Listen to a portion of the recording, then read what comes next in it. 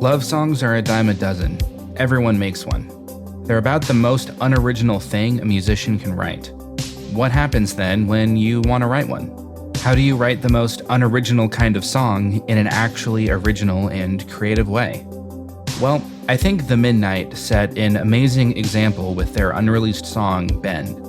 It has all the hallmarks of an 80s style, sax-infused, sappy love song, but instead of mirroring that with the lyrics, they decided to write a song of admiration and appreciation. A song about recognizing that your weakness in the relationship is your partner's strength. Instead of singing about lust and making love to them, The Midnight chooses instead to look at the partnership and companionship, at the love and the joy they have for each other, and at their ability to make it through life's challenges together. It's such a beautiful picture they're painting.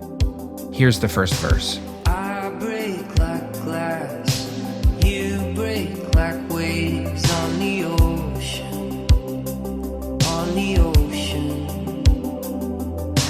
I tend to crash, and you have to deal with the explosion. Though I know that everything will always be exactly how it's gonna be. Though I seem to worry every single day. This prodigal turns home again, and morning comes, and in the end I see that new sun shining on your face. Here we see him looking at himself and seeing how when he breaks down, it's ugly and messy. But when she breaks down, she's able to turn that into something beautiful. When he crashes and burns, she's there to help him through it and support him. He also recognizes that there's nothing he can do to control what the future may bring, yet he daily struggles with anxiety. Then he brings in the imagery of the parable of the prodigal son from the Bible. When the prodigal son finally decides to return home at the end of the story, it's when he's at his lowest point. He's lost everything. He's been living in a pigsty, eating only what the pigs eat. He's at his lowest, darkest point in his life and decides to return home in shame to his father. Yet his father is there with joy and open arms to welcome him back and get him back on his feet. This is the imagery he's calling on. He gets so overwhelmed with anxiety and worry, but when he finally turns to her, it's as if day is breaking, and he can literally feel the warmth of the morning sun coming through her. It is a powerful image of the comfort and encouragement she brings to him every day. What an absolutely beautiful thing to say about a person. We began to bend. We began to mend. When we began to bend, we began to mend. Here in the chorus, we see what this whole song is about, distilled into two nearly identical phrases. We begin to bend, but we begin to mend. The imagery of the phrase bend and break is one of, I encountered a challenge, tried to overcome it, bending, but eventually failed, breaking. Borrowing that, he says that they encounter life's challenges and start to bend. There's a strain in their relationship and a difficult situation they find themselves in, but they don't succumb to it.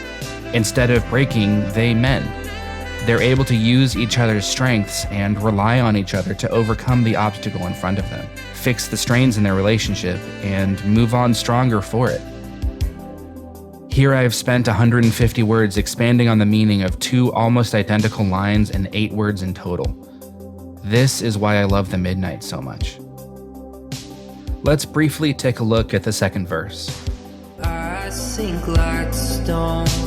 You seem to float above the madness, like wings on canvas. And all that I know is that I hear the notes through the darkness, like a promise. As you can tell, it's building on the themes of the first verse, but I like the imagery that he uses.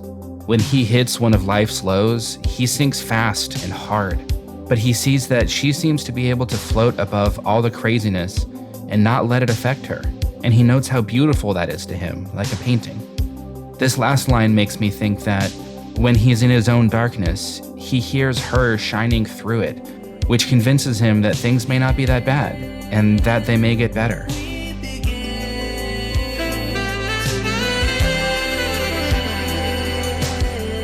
Then top all of that off with a smooth, sexy, sultry sax solo to set the mood and drive the message home. And each time the sax comes in, it does something different and more complex than the time before it, which shows how their relationship grows and gets stronger over time.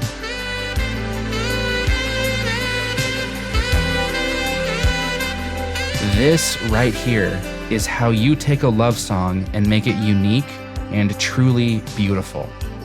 It's beautiful because it shows the joy and stability that true companionship brings, because I see myself in this song, as I'm sure many others do as well, and because it's actually real and not some vacuous top 40 nonsense. Couples go through problems. Couples go through many difficulties in life, but the ones that make it through have complementing strengths and rely on each other to overcome it. This is real. This is how you write a love song, because this is what love looks like.